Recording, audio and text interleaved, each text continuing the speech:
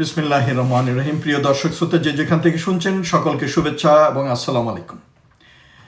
আজকে আসলে এমন একটি বিষয় নিয়ে আলোচনা করতে চাই যেটা অনেকেই পছন্দ করেন না বিষয়টি, কিন্তু আবার মুখ খুলে কেউ বলেন না, আলোচনাও করেন না, এবং যারা দায়িত্বে থাকেন তারাও বিষয়টির প্রতি খুব একটা খেয়াল রাখেন না এবং আমলে নেন না। যেমন মনে করেন, উপনিবেশিক পরবর্তী অনেক রাষ্ট্রের একটি বড় মানসিক দুর্বলতা হলো বিদেশি কূটনীতিকদের প্রতি অতিমাত্রায় গুরুত্ব বা এক ধরনের অকারণ শ্রদ্ধা প্রদর্শন। বাংলাদেশের ক্ষেত্রেও মাঝে মাঝে এই প্রবণতা দেখা যায়। কোনো বিদেশি রাষ্ট্রদূত কোনো মন্তব্য করলেই তা অনেক সময় সংবাদপত্র মাধ্যমে বড় শিরোনাম হয়, রাজনৈতিক আলোচনায় প্রধান বিষয় হয়ে ওঠে, এমনকি কখনো কখনো এমনভাবে উপস্থাপন করা হয় যেন তারা দেশের আভ্যন্তরীণ রাজনীতির উপর কোনো বিশেষ কর্তৃত্ব রাখেন। বাস্তবে এটি কূটনৈতিক পরিপক্কতার প্রকাশ নয়, বরং এক ধরনের অবশিষ্ট ঔপনিবেশিক মানসিকতার প্রতিফলন, পরাজিত মানসিকতার পরিচয়। বাস্তবতা হলো, একজন রাষ্ট্রদূতের মর্যাদা বা অবস্থান কোনো দেশের প্রশাসনিক কাঠামোয় একজন সচিবের সমানও নয়। একজন রাষ্ট্রদূত মূলত তার নিজ দেশের একজন সরকারি কর্মচারী, যিনি অন্য দেশে নিযুক্ত হয়ে নিজ দেশের স্বার্থ ও নীতিকে প্রতিনিধিত্ব করেন। তার কাজ হলো নিজ দেশের নাগরিকদের স্বার্থ রক্ষা করা, দ্বিপাক্ষিক সম্পর্ক উন্নত করা, তথ্য সংগ্রহ করা এবং তার সরকারের কৌশলগত স্বার্থকে এগিয়ে নেয়। এর বাইরে তাদের কোনো বিশেষ ক্ষমতা বা কর্তৃত্ব নেই। প্রটোকলের দিক থেকে অবশ্য রাষ্ট্রদূতরা Vienna Convention on Diplomatic Relations অনুযায়ী কিছু বিশেষ সুবিধা ও সুরক্ষা পেয়ে থাকেন, কিন্তু এই সুবিধাগুলোর উদ্দেশ্য কেবল তাদের দায়িত্ব পালনকে সহজ করা। কোনোভাবেই তা স্বাগতিক দেশের আভ্যন্তরীণ রাজনীতি বা নীতি নির্ধারণে হস্তক্ষেপ করার অধিকার দেয় না। যারা অনেকেই বিদেশে কূটনীতিক বা সামরিক কূটনীতিক দায়িত্ব পালন করেছেন, তারা প্রায় দেখেছেন যে অন্য অনেক দেশে বিদেশি রাষ্ট্রদূতদের সঙ্গে আচরণ খুবই পেশাগত এবং সংযত। সেখানে তাদের প্রতি সৌজন্য দেখানো হয়, কিন্তু তাদের বক্তব্য বা মতামত জাতীয় রাজনীতির কেন্দ্রবিন্দু হয়ে ওঠে না। সরকারি কর্মকর্তারা তাদের সঙ্গে আলোচনা করেন প্রাতিষ্ঠানিক কাঠামোর মধ্যে, এবং তাদের মন্তব্যকে কখনোই অতিরঞ্জিত করা হয় না।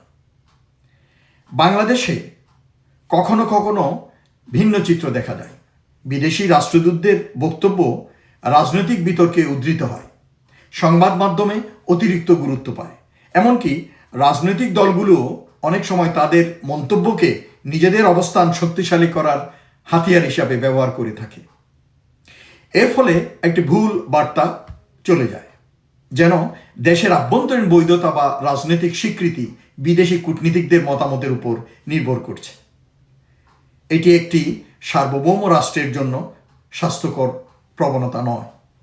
একটি দেশের রাজনৈতিক বৈধতা আসতে হবে তার সংবিধান, তার গণতান্ত্রিক প্রতিষ্ঠান এবং তার জনগণের ইচ্ছা থেকে, কোনো বিদেশি রাষ্ট্রদূতের মন্তব্য বা সমর্থন থেকে নয়। অবশ্যই কূটনীতি আন্তর্জাতিক সম্পর্কের একটি অপরিহার্য অংশ।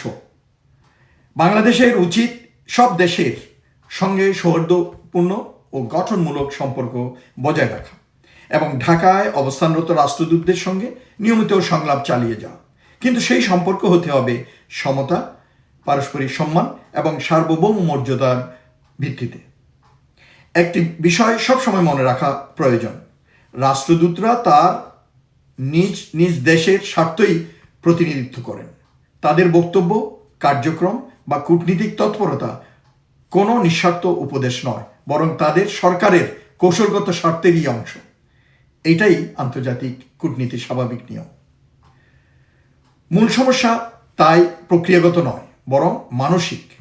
বাংলাদেশের প্রয়োজন ধীরে ধীরে এক ধরনের নির্ভরতামূলক মানসিকতা থেকে বেরিয়ে আসা। বিদেশি কূটনীতিকদের প্রতি সম্মান থাকবে, কিন্তু তা যেন কখনোই অতিরিক্ত আনুগত্য বা আত্মসমর্পণের রূপ না নেয়। সংবাদ মাধ্যমেরও এখানে গুরুত্বপূর্ণ ভূমিকা রয়েছে। দায়িত্বশীল সাংবাদিকতার কাজ হলো তথ্যভিত্তিক প্রতিবেদন করা, কিন্তু কোনো বিদেশি রাষ্ট্রদূতের মন্তব্যকে অযথা নাটকীয়ভাবে উপস্থাপন করা নয়। অতিরিক্ত প্রচার অনেক সময় জনগণের মনে ভুল ধারণা তৈরি করে যে দেশের গুরুত্বপূর্ণ সিদ্ধান্তগুলো বাইরের শক্তি দ্বারা প্রভাবিত হচ্ছে। সবশেষে একটি জিনিস বলতে চাই যে একটি মৌলিক সত্য মনে রাখতে হবে, বাংলাদেশের রাষ্ট্র ক্ষমতার চূড়ান্ত উৎস হল তার জনগণ। নির্বাচন, সংবিধান, বিচার ব্যবস্থা এবং গণতান্ত্রিক প্রতিষ্ঠানেই রাজনৈতিক বৈধতার ভিত্তি। কোনো বিদেশি দূতাবাস বা কূটনীতিক সেই বৈধতার উৎস হতে পারে না। অতএব প্রয়োজন বিদেশি কূটনীতিকদের প্রতি শত্রুতা নয়, বরং নিজস্ব সার্বভৌমত্বের প্রতি আত্মবিশ্বাসের। রাষ্ট্রদূতদের সম্মান দেওয়া হবে আন্তর্জাতিক রীতিনীতি অনুযায়ী, কিন্তু তাদের প্রকৃত ভূমিকা সম্পর্কে স্পষ্ট ধারণা থাকতে হবে এবং নিজেদেরও তাদের স্পষ্ট ধারণা রাখতে হবে। ঔপনিবেশিক মানসিকতা থেকে বেরিয়ে আসার অর্থ হল বাংলাদেশ বুঝবে যে এটি কোনো অভিভাবক নির্ভর রাষ্ট্র নয়, এটি একটি স্বাধীন দেশ যার নিজস্ব প্রতিষ্ঠান আছে, নিজস্ব জনগণ আছে এবং নিজস্ব রাজনৈতিক ভবিষ্যৎ আছে। বিশ্বের সঙ্গে সম্পর্ক থাকবে সম্মানের ভিত্তিতে, কিন্তু সেই সম্মানের সঙ্গে থাকবে আত্মমর্যাদাও। সকল ভালো থাকুন, ধন্যবাদ।